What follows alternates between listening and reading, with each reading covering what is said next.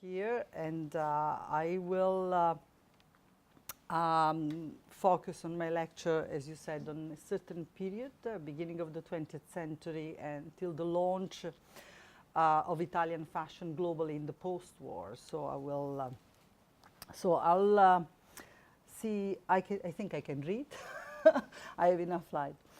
All right, so fashion and design represent two of Italy's greatest success stories, the result of an incredible synergy and convergence of creative craftsmanship, industrial technique, and entrepreneurial and marketing forces. The Made in Italy as a brand and a meta-brand is a complex social and cultural phenomenon that has not only shaped the identity of Italians, but also the way foreigners have perceived both Italy and its inhabitants. In the Anglo-American and European markets, in Asia and especially China, the Made in Italy label has immediate connotations of elegance and beauty. The label, in fact, resonates with hundreds of years of culture and art that still today attract millions of tourists and consumers to Italy's shores. Although Italian style was disseminated and marketed to the world in the years following World War II, in the period of the country's post-war reconstruction, the cultural and creative traditions on which the success of the Made in Italy and Italian style are based have much deeper roots. This has long been a concern of my research, especially the connections between fashion, Made in Italy, and the construction of a national identity, even when the nation was just imagined as in the Renaissance. Of particular interest to me has been to explore, in both the past and the present, the multiple narratives of Italian style and the Made in Italy in their material and immaterial dimensions and in their interactions with various media and technology. In my lecture this afternoon, I would like to focus on the crucial role women have played in creating an Italian style that sewed together fashion with national identity, cinema, media, and culture in general. Indeed, we cannot understand Italian fashion as it is today without considering its deeper roots couched in the Italian arts, culture, and media. I'm happy to see that your program is highlighting these important historical roots of Italian fashion and the beauty of its design and quality. So I am both honored and humbled to have been invited to contribute to your lecture series. In the talk, I aim to offer an example of the importance of linking fashion and the Made in Italy with cultural heritage and tradition, with an eye to the contribution of women to this project. To do this, I trace the origin of this idea, the Made in Italy, from when it was only imagined. I will then first discuss the case of Rosa Genoni. Wait, this is... Okay, yes. A seamstress, feminist, and peace activist, and her project to invent the Made in Italy. I will then go on to concentrate my attention on the links between cinema and fashion, especially at the beginning of cinema, with the diva films of the 1910s, before going on to discuss women writers and journalists who wrote on fashion like Irene Brin and Gianna Manzini. I will conclude with a few words on the launch of Italian fashion and the Made in Italy on the global scale in the post-World War II. Women such as Fernanda Gattinoni and the Fontana sisters are two of the most pivotal examples of how women's work, creativity, and entrepreneurship contributed to the internationalization of the Made in Italy. Fashion and clothing are part of material and visual culture, cultural memory, and heritage. They contribute to shaping the way people interact, behave, consume. Fashion is a privileged lens through which to gain a new understanding of cultures and individual lives, as well as of the mechanisms regulating cultural and economic production in the past and in the present. Fashion demands to be studied in large social, cultural, economic, and aesthetic context. So with these premises in mind, I will now turn my attention to Rosa Genoni. So she was born in 1867 and died in 1944, and she was a pioneer in several fields. She was a founding mother of transnational feminism, of peace activism, and of Italian fashion. Although it might seem odd to put together social activism and fashion, in today's public discourse and research in fashion studies, the two are in tandem and very much to the fore. The case of Genoni proves, if proof were needed, of a long history in the relationship between women's social commitment and fashion. The story of Genoni's life is one of multiple but parallel and intersecting tracks. Her initial work in dressmaking led her to become a designer in her own right, designing clothes for silent film divas like Lida Borrelli, and a leading figure in the call for the development of a home-based Italian fashion industry to rival the then fashion hegemon, Paris. This led her to teaching in Milan's Società Umanitaria, which in turn exposed her to the plight of workers and working girls, and to contact with the city's women's and socialist circles, where she also met her life partner, father of her daughter Fanny, the well-known lawyer and socialist Alfredo Podreder. Contact with such circles led to her forceful opposition to Italy's entry into World War I and the fascist regime that came to power shortly after the war ended. For Rosa, her work in fashion, as designer and advocate of Italian fashion, her ideological commitment to the workers' and women's struggle, and all-out opposition to war and fascism were overlapping and intersecting activities that made up the multifaceted identity that was Rosa Genoni. So that's why I like to study her, because she's really a paradigmatic figure, and I will show you some slides in a couple of minutes. She was to devote a great deal of her political energy to her work with the Women's Peace Organization, lobbying hard to persuade the world's nations not to go to war. For her, modernity meant the creative interaction of art, science, and technology, and the opportunity this gave her to express her creativity as a designer, a writer, and a feminist. Genoni was a strong advocate of Italian fashion. She was well aware of how dress could revolutionize women's visibility in public space, and how fashion was a powerful system for molding and projecting not only individual and collective identities, but also the identity of a country. At the beginning of the 20th century, Genoni was already speaking of an Italian fashion, an idea that might seem obvious to us today, but one that was far from a given for her contemporary. At that time, it was hard to believe that Italy could produce its own fashion. Among the most skeptical were wealthy Italian ladies whose only desire was to dress in the Parisian style, where couture had been born. Fashion was not a priority for the newly born Italian states, although there had been a few sporadic, barely organized attempts to make fashion a national business. However, it was Genoni who broke new ground in the laying of the foundation that would lead to the creation of an Italian fashion, and later to Made in Italy and Italian style. The dynamism of her mind and life, her travel and work abroad, especially in Paris, and her ability to capitalize on these experiences gave her the awareness and strength to elaborate a multidimensional feminist revolution. She also advocated for women to be the authors of their own image and style, and not to limit themselves to being passive followers of fashion. Genoni spent an important formative period of her life in Paris, where she observed the fashion business at close quarters. On her return to Milan, she drew on her Parisian experience and her love for fashion. Her political activism and feminism fed off each other and became the basis for a battle to create an Italian fashion, different and separate from the hegemonic Parisian model. In fact, in Milan, she formed a committee of aristocrats and prominent industrialists, such as Count Giuseppe Visconti di Modrone, father of the film director Luchino Visconti, to support her project to create a pura arte italiana, pure Italian art. linking her craft, beauty and elegance, and the national cause.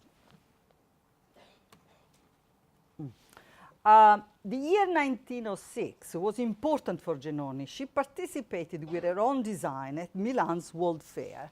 This, at the left, you see the official manifesto of the expo, and then other, this is the map of the, this is postcards. There was a lot of productions, postcards to publicize. This is some objects, like this was a fan with the city of Milan, and you see the date, 1986. Ricordo means souvenir, so they were selling this, to visitors. And she was awarded, this is some, l'Esposizione di Milano, so is the expo in Milan, documenting her showing in the decorative arts session. Okay, yes. So the overall theme chose, so she was awarded the Grand Prix by the international jury. So there was like a big success. This is some of the collections for this dress, which is called Primavera, spring. And it was inspired by the Botticelli. So her first inspiration was to connect Italian history, Italian art with the Renaissance. That was a first inspiration. This is some, it's a detail, and the embroidery, because she wanted to embroider the dress in a three-dimensional kind of embroidery. She said, I want to show these flowers on this very delicate dress. So the other important this was the other piece inspired by Pisanello, another Renaissance artist. This is the mantle, the Pisanello mantle. These two dresses, they've been restored, and they are at the Galleria Pitti, the Galleria del Costume in Florence. So you can see these dresses now because they've been donated and then restored for the public to see. Oh, doesn't go, sorry. Here is... Okay. Yes, this is a detail, and this is the Galleria del Costume in Florence. So, world fairs, the other big one was the Turin in 1911. Perhaps you had a speaker last year, she talked about it. And in Turin, for example, there was, so the Milan exhibition was dedicated to mobility and transportation. That's why the poster that you saw before, because it was the Semplon Tunnel was inaugurated, which meant that Milano was connecting with Europe with train directly for the first time. So then the trade, the tourism. So it was Italy was this idea of modernity and propelling this modern sense of a nation. Turin to work, and so they had the Palazzo della Moda in Turin. They created different exposition, like display, like dioramas kind of things. So cinema, Torino was also the city of cinema already in 1911. So,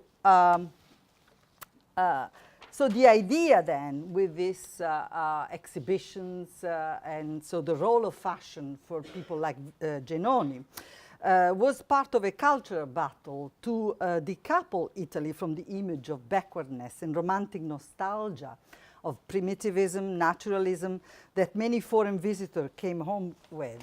Like, the Grand Tour, there was a tradition, before, but this is kind of stereotypical image of the picturesque, right? So they wanted really to propel this idea of modernity. The decorative arts, as well as transportation, as I said, were highlighted in the Milan fair. So soon after the Milano Expo, Genoni published her book, Per una moda italiana, so for an Italian fashion. This book could be called today for the designers like the lookbook. So she put together different sketches for her models, the way She was working there as creative director of a very important Milan fashion house called Casa Hart. What my surprise when I was studying about her life and work, I acquired this book through a dealer. And my surprise was that this book actually has a dedication of Genoni to a student, because she was also a teacher. She taught history of Italian costume at the Umanitaria. It was a school for workers at night, so people could go and attend and learn. And so this is dedicated to one of her students, dated 1920. She taught there until 1933. And so my surprise was that this book had also an English version, which I never seen in other another publication that I consulted before in libraries. So it was kind of a surprise, but at the same time, it shows the idea of internationalization. She was really far ahead of her time. She was thinking already of national, the idea of fashion, national identity, but at the same time, internationalizing fashion. So offering English translation for a larger public, which was, very interesting to discover. I want to I wanted to show. Okay, I think it's before. Sorry, here I have to, since there is something up here doesn't allow me. Yes. This is a dress I'm going to talk in a moment as an example. So after the inspiration for the Renaissance, as you said before, so the second inspiration was really classical antiquity, Greek, which was kind of typical of the time. However, she created this dress, that's herself. So she designed this dress for herself and also for Lida Borrelli. I'll show you some images later. But she wore this dress in order to go and speak in public for the first time at the first national Italian conference on women. Okay, so she was the delegate of the Umanitaria in Milano, and so she decided to dress this way, which was quite unusual because in those days, people had corsets, suit, very tight, and so she wanted really to leave an impression, so to dress like this. And in fact, this is in Italian. Sorry, I translated this also, but here it happened to be. But her speech, she said that fashion was very much linked to feminism, which was quite, we're talking about 1908, something that can be, how did she come up with this? And in fact, she published the whole speech in a journal called Vita Femminile, so not a fashion publication, but this kind of journal, because many journals came out at that time in which women started to gain, visibility. So this dress is inspired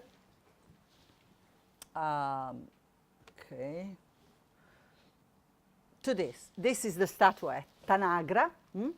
They're little statuette from the terracotta figurines.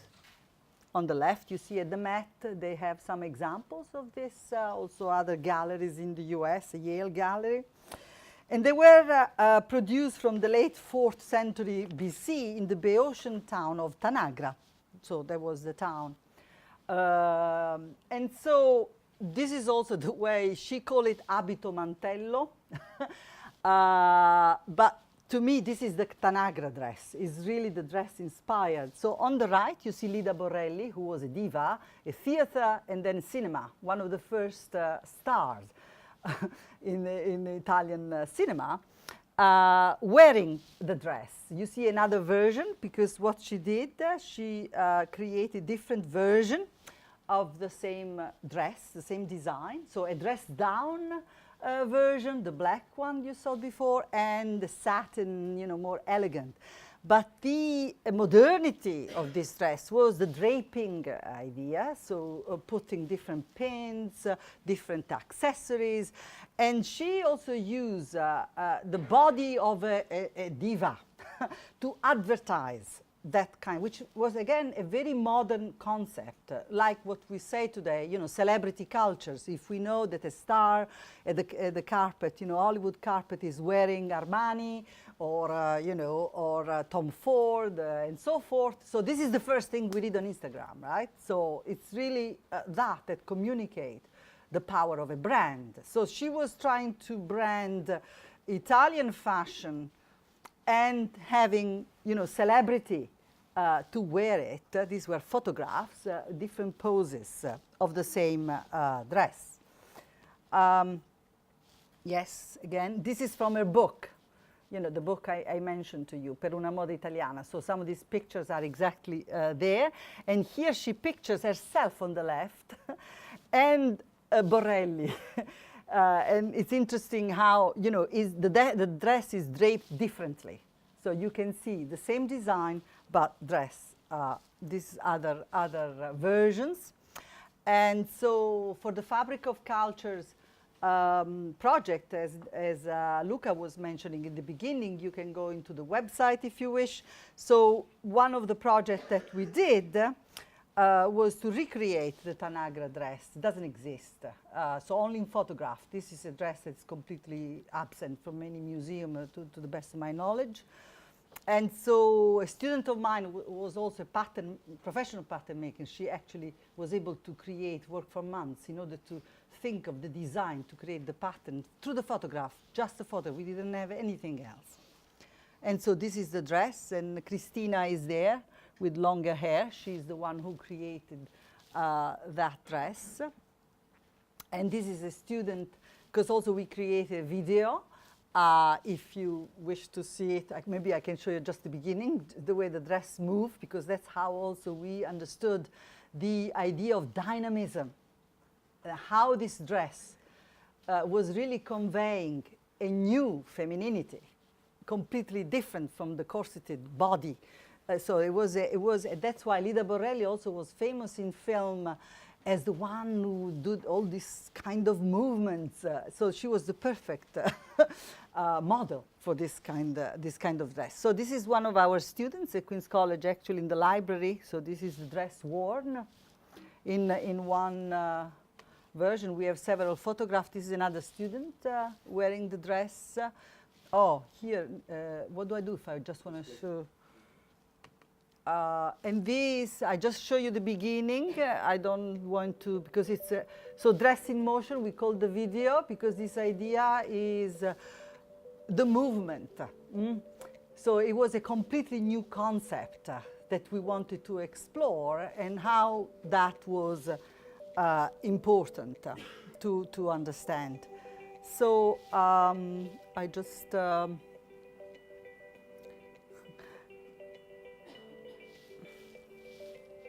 I'll go ahead because I don't want to take too much time.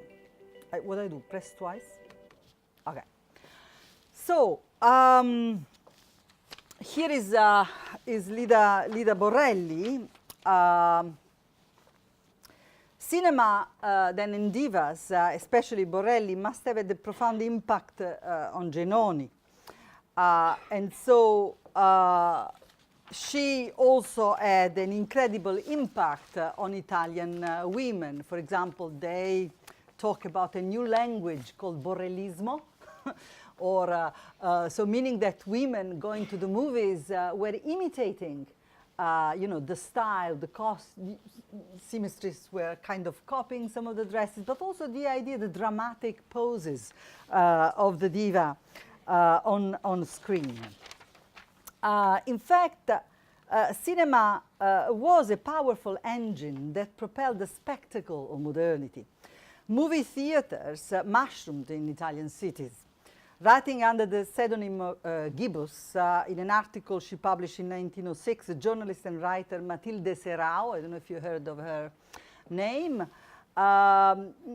she coined a neologism cinematographeide, meaning the illness of going to the, we were, you know, maybe we all know that because we are all, you know, admire, I don't know how much time we spend on screen, right? So that's Lida Borrelli. This is one of her films, dressed as Salome. Postcards in another film, Rapsodia Satanica, and this is another diva, Bertini. So it was cinema as an epidemic, in the way Matilde Serao describes it, but also that women wanted to go and be consumers. And then again, this was something new.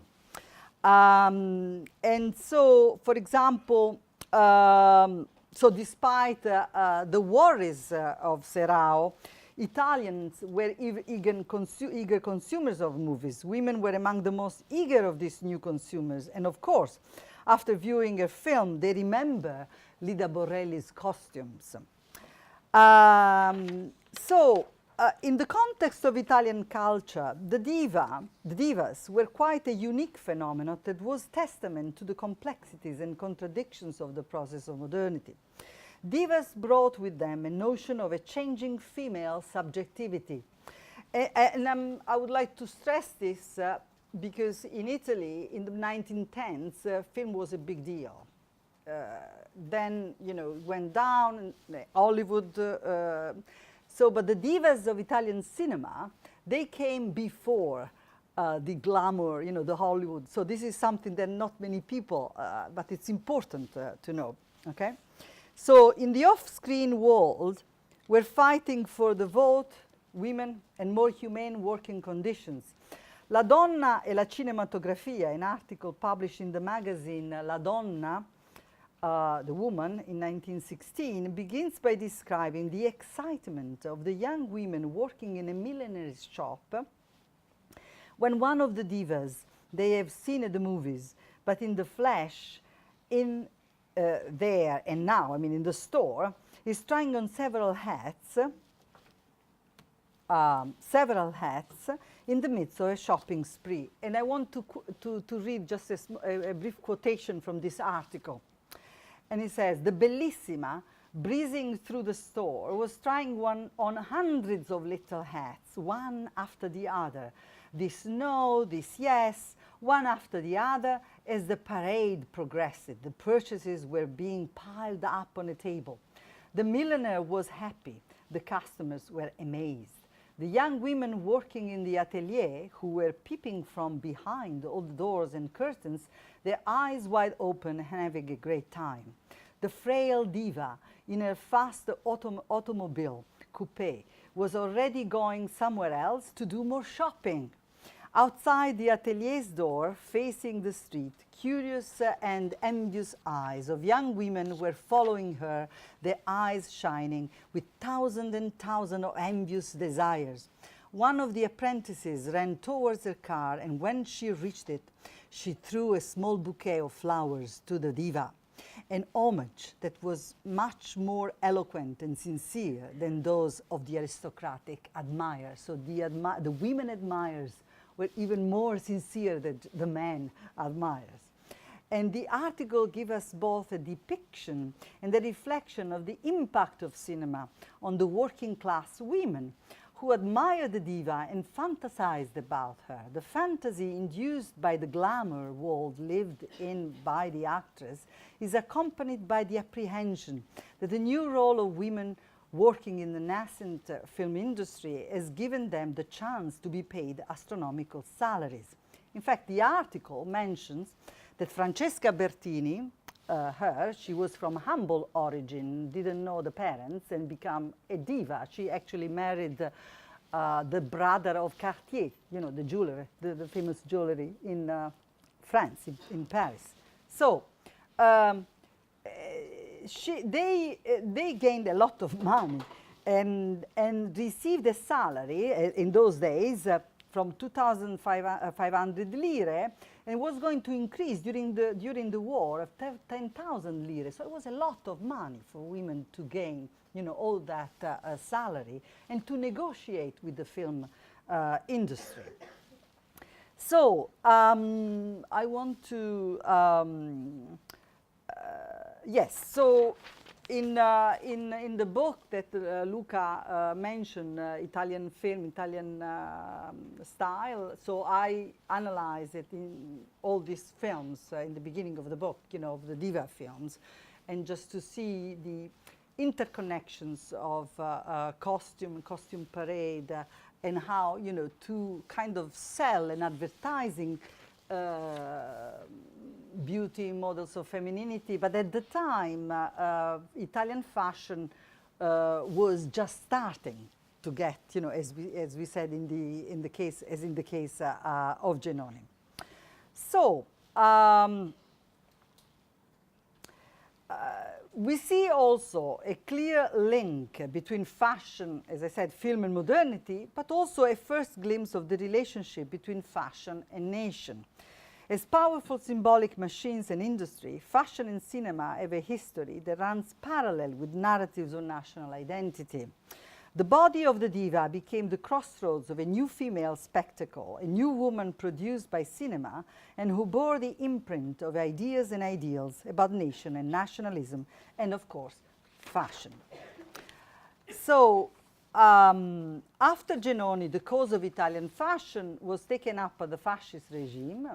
I'm not going to talk about that in this lecture, but, you know, despite all the early attempts made by the regime to sell in Italian style abroad and nationalize fashion, it was only in the post-World War II years that the hard work and creativity of Italian artisans, helped by Giovan Battista Giorgini, an aristocrat from Florence. This is some of the images, became known to the wider world and its customers. So he organized, as many people, I don't know, many people might know this, but it was the launch in Florence when Giorgini, who was also a buyer during the 1930s and used to travel into, you know, to the US all the time, and it was a PR, an astute PR person. So he called all the Italian designers, including Gattinoni and Fontana, as I will say, first to his house, his palazzo, and then and inviting also the American journalist, international journalist, to launch the idea that Italy had a fashion. It was beautiful, even more beautiful than Paris, and started to launch Italian style and Italian fashion globally. And this is some of the images of the Sala Bianca, famous Sala Bianca in Florence. And this is Brioni. I don't know if you know this brand, luxury suit for men. So it was the only men brand to go on the catwalk with women at this time. This is Giorgini on the left, the guy there on the left, and all the models on. This is Fernanda Gattinoni. You see the young woman in the middle. Okay, she was. She had a sartoria in Rome and dressed the stars. You see Ingrid Bergman on the right. During the Roman period when she was with Roberto Rossellini, filmmaker Roberto Rossellini. She left her husband, left Hollywood, big scandal in Catholic Italy, but also, you know, in Hollywood. And so she is the mother also of Isabella Rossellini, you might know, faced for Lancôme for many years, model, filmmakers, etc. This is one of the dresses that Gattinoni designed for Ingrid Bergman for her Italian wardrobe. Now, a lot of her dresses of the Italian wardrobe were donated by herself to the Tirelli Foundation in Rome. Costume, they do costume for cinema, but also is an archive of dress. I recommend you to visit one day. And so, okay, that's Fernanda Gattinone. I had the pleasure also to meet her when she was still alive in 2000. In 2000, she was already almost 90. I interviewed her, this is also the dress that she created for Audrey Hepburn. So all these stars were in Rome during the Hollywood on the Tiber, so-called Americans went to Rome to film. This is from War and Peace.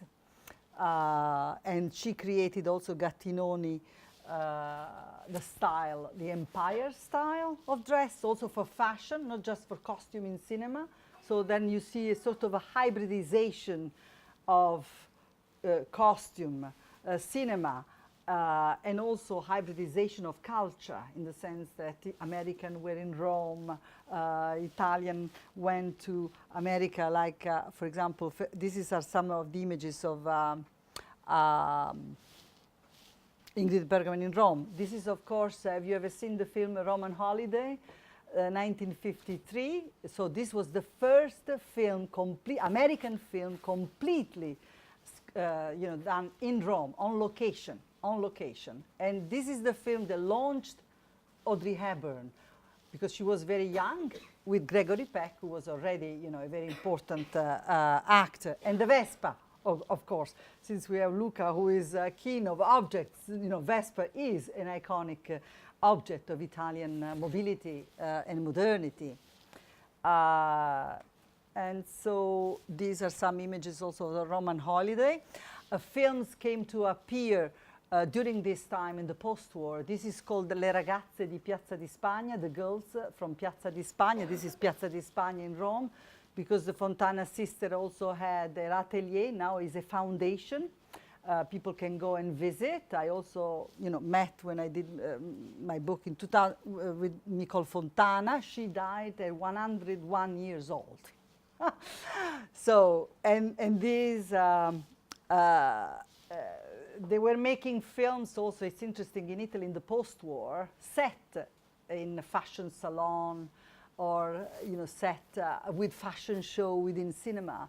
So, and it was a way also to advertise Italian fashion. These are some of the pictures of an archive, Roberto Palmas. I consulted for my book on cinema. He was one of the paparazzi, was living in Rome to photograph stars. And so these are some of the photographs of his archive. So Audrey Hepburn, who is an icon of fashion herself. And also fashion photography advertised not just the dress, but the city.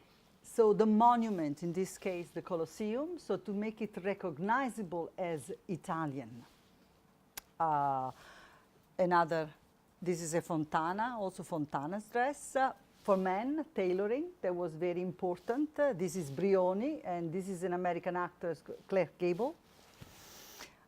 Roman style, they call it Roman style, to stress the location, so where the dress was made. So made in Italy, yes, but in Rome, the eternal city. So Rome became a symbol of the nation, and this launch of a new Italy, rebirth after the World War II and fascism. This was Audrey Hepburn atelier with the Fontana.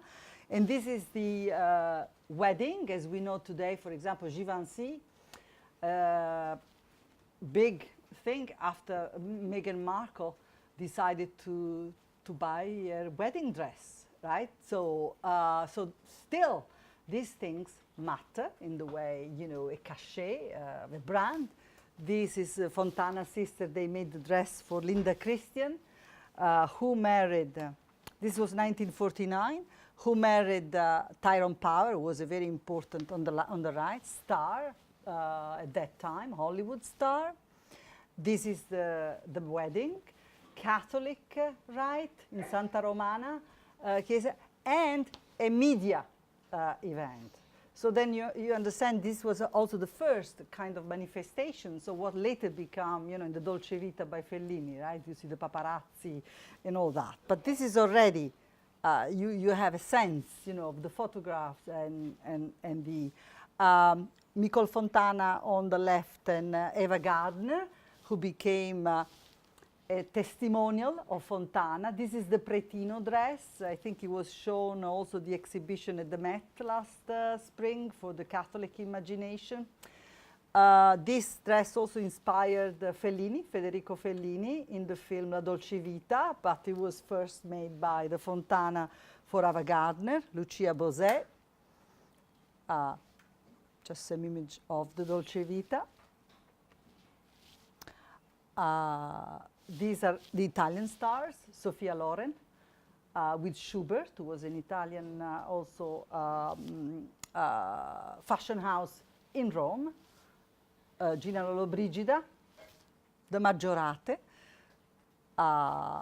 Eleonora Rastidrago, she was a model, and then also an actress, theater and cinema. These are from the Palmas archive. And also we had this kind of films. This is Cleopatra, was a big film with Elizabeth Taylor.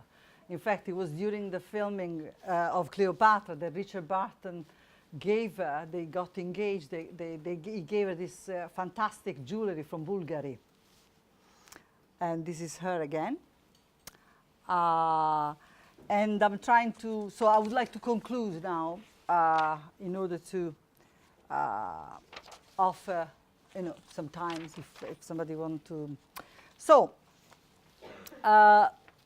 I would like to conclude by referring to the writer Gianna Manzini, who already in 1935 published in the magazine La Donna, again the same magazine I mentioned before in 1915. It had a long, a seminal article titled La moda è una cosa seria, so fashion is a serious matter, in which she advocates not only for the crucial role of fashion in Italian culture, but also for the study of fashion as a serious endeavor, as serious as the study of other subject matters. Women like Genoni or Irene Brin, who was another incredible journalist and writer in the post-war, the Fontana sisters, Gattinoni and Manzini, were far ahead of their time, not only in Italy, but also in the larger context of transnational feminism, the history of women, and the theories of fashion. A long tradition of which noi donne, we women, can be proud. Thank you.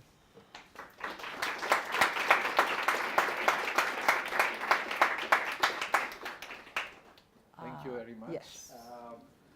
Well, we learned that fashion is a serious matter. I hope. And also that Italian fashion is a pretty recent business, as we saw Exactly. from 1951. And also we underline the relationship between fashion and modernity, which in Italian is even more striking because the word for fashion, moda, is the word from which the word modernity comes. So the link between moda and modernità, which is like the modo of today, the modo odierno.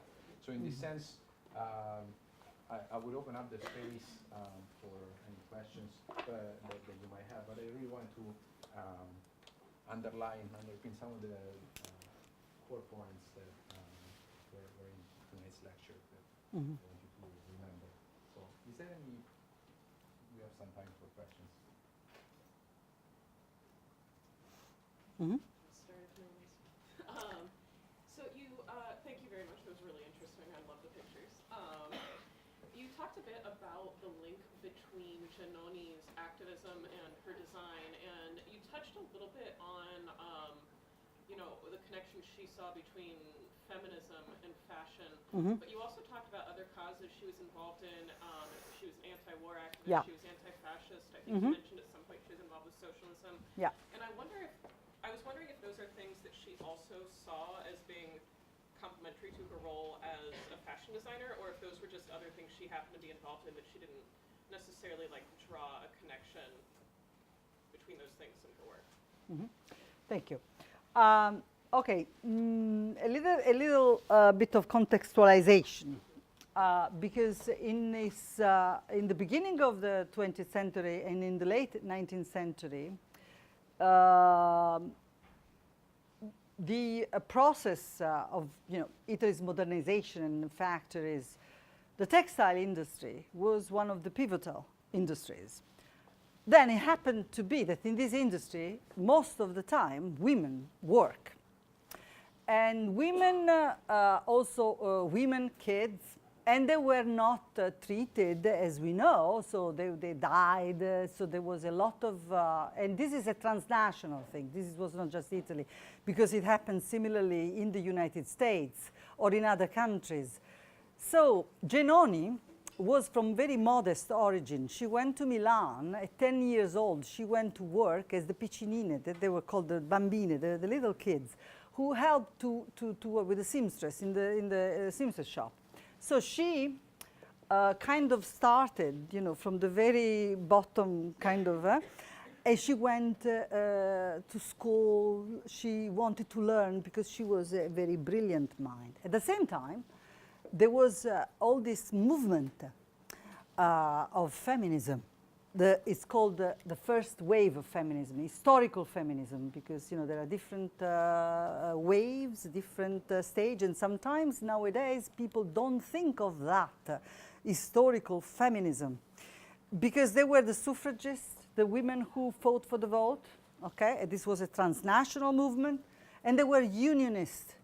In fact, rallies. They're in Italy, you know, workers and women. So there is a documentation of this. She was linked, Genoni was linked to Anna Maria Mozzoni and Anna Kulishov. Anna Kulishov was from Russian origin. She was a doctor. She helped women, you know, in their, for their body and everything. And she was really, so there was a movement. There were publications. What happened was that Genoni, in 1915, she was anti-war. In 1915, when the war was already started, Italy was not part of the war yet, so there was an international conference at The Hague in Holland. She was the only Italian delegate to speak. I found materials actually at the New York Public Library. I found photographs, I found letters that they were censored because she went there in order to, you know, for the opposition, not only that. So that movement of pacifism, and this is, I found it in the New York Public Library because there is a fondo, a sort of Rosika Schwimmer and Lloyd, who were feminists. She came to the US from Hungary, she came to the US and then donated all the, there are photographs, they're fantastic photographs. Then you have a sense. There was a big rally in New York City in the Fifth Avenue. The photographs are fantastic. Women dressed in white as the suffragists, but also in black. So they choreographed this opposition to the war. When Genoni, but you know, for these women, there was the the American delegation was about 45 future Nobel Prizes. Jane Addams was there. A professor, sorry, I forgot, Emily Balch, she was a professor of sociology at Wellesley College. She was fired after she came back from that because, you know, being against the war was seen as an anti-patriotic, but women believed, you know, some of these women, so they linked feminism, you know, with the activism. And, you know, in one of these letters that I found of her, was not her husband, they married later. He wrote to her, but they already had a daughter. And so he's asked her, do you want me to send you the tanagrades, the abito mantello? So, and that for me was just putting the pieces together, because you see, that's the thing, as Luca was saying before. Sometimes, you know, scholars even, they look at these things separately. I said, okay, feminism, okay, fine.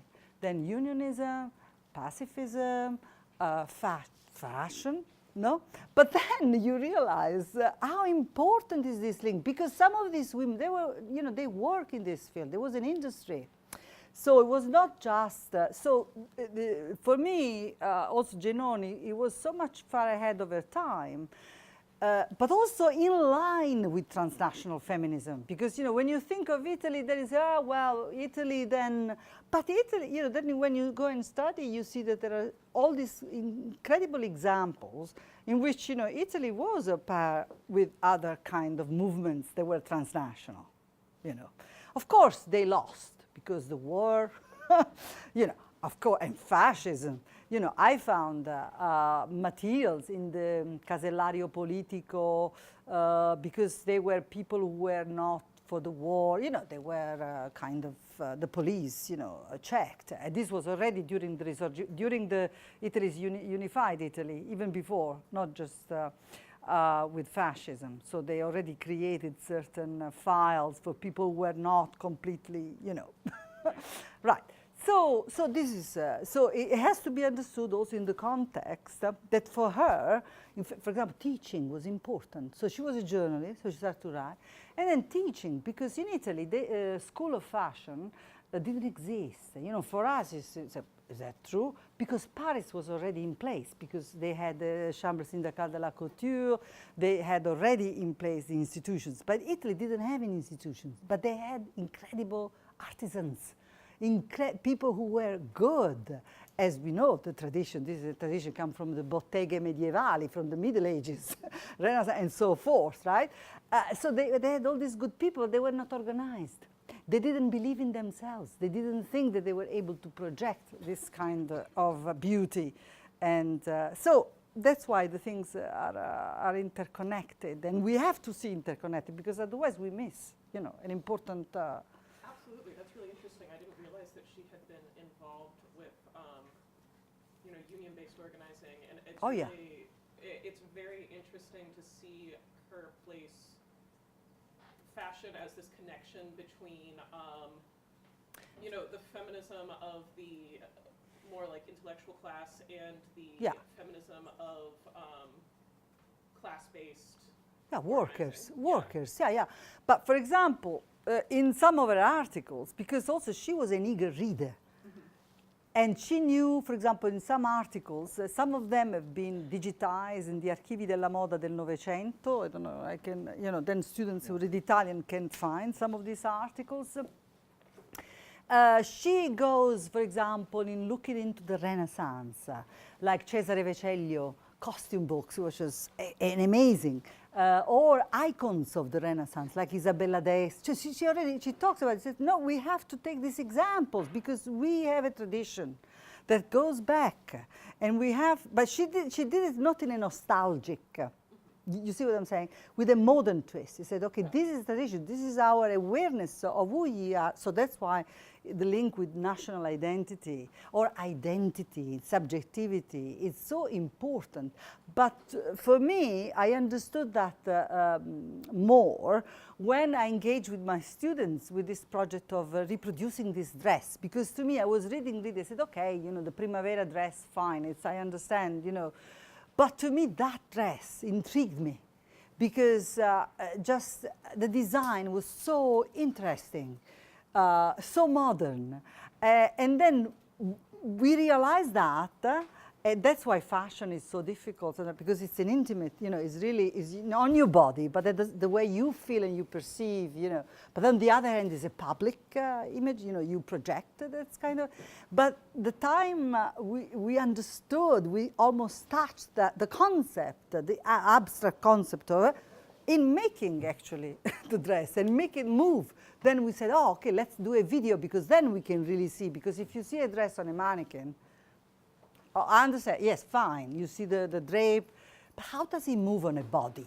You know, how do you feel wearing it and walking with it? So that's why I think fashion is such a powerful tool, not just for people who are designers, but people who want to study culture, subjectivity, and especially, you know, and gender.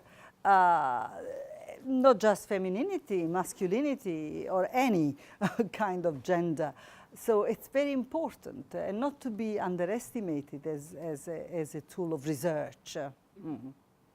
And the business, of course. If I may add, as a teacher, I think it's very important, the methodological starting point. Like you start from a history of people, where if you start from Rosa Genoni, you find a spot where a number of other disciplines that we normally compartmentalize are instead like intertwined. So to Some start case from one studies. person, from one case study is always very productive. And you can. And also this indication about like how to study fashion, you can observe a dress as something that you place in a case or in a museum, or you can actually engage with the dress and work at kind of producing it. Yeah. In this sense, you learn a language only dancing with it, Right. rather than studying just the Right. rules. And, Right.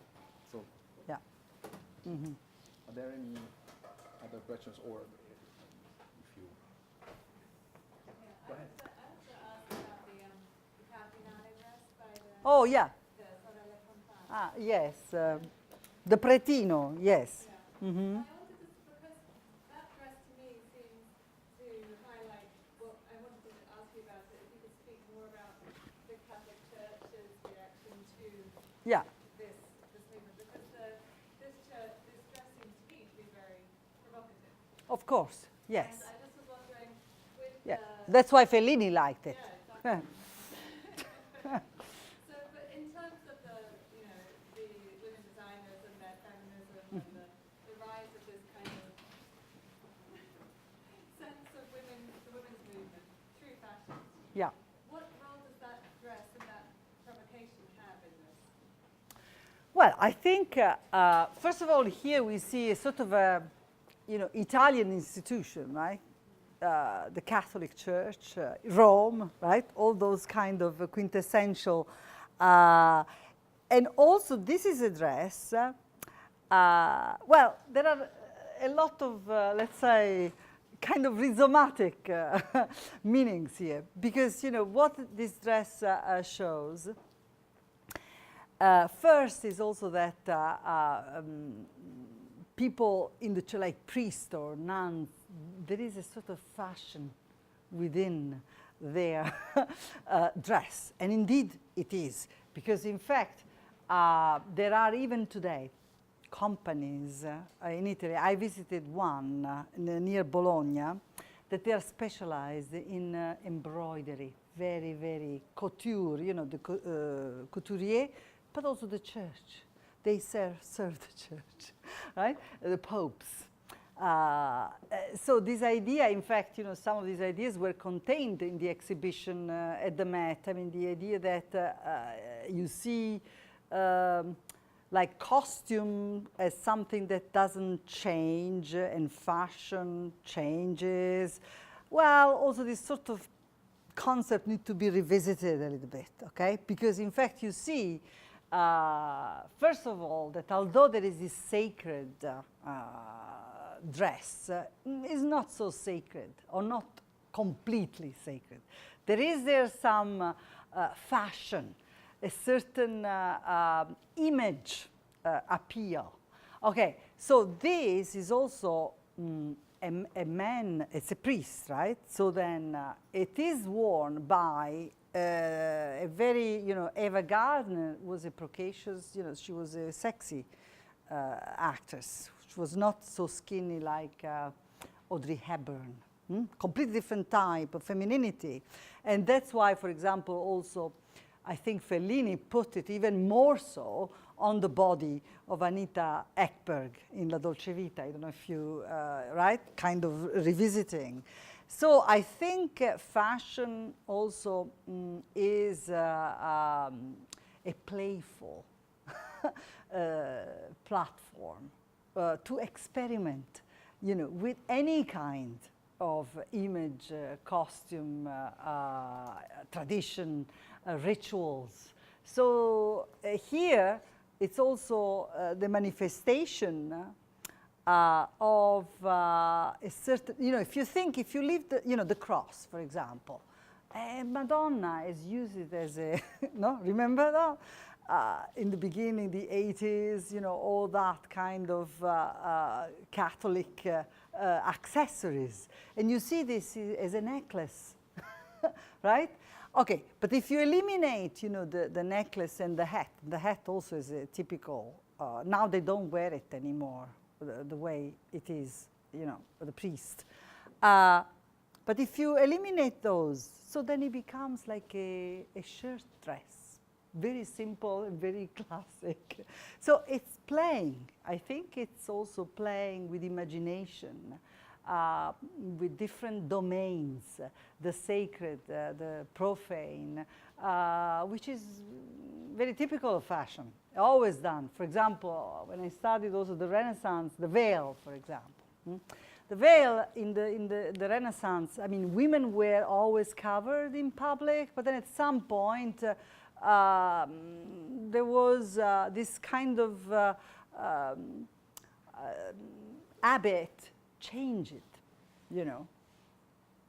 Women manipulated the way they appear in public. There are, for example, moralists who wrote that, okay, women are veiled, but they have all the you know, the décolletage, right, exposed.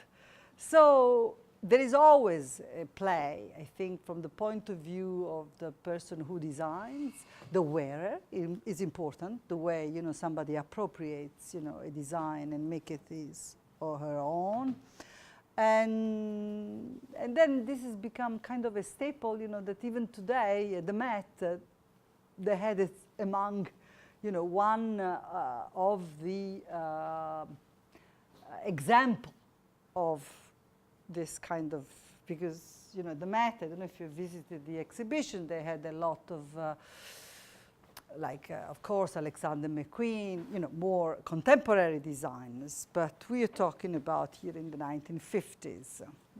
So it's a different, yeah, I don't know if I've answered your question, but I think it's, yeah.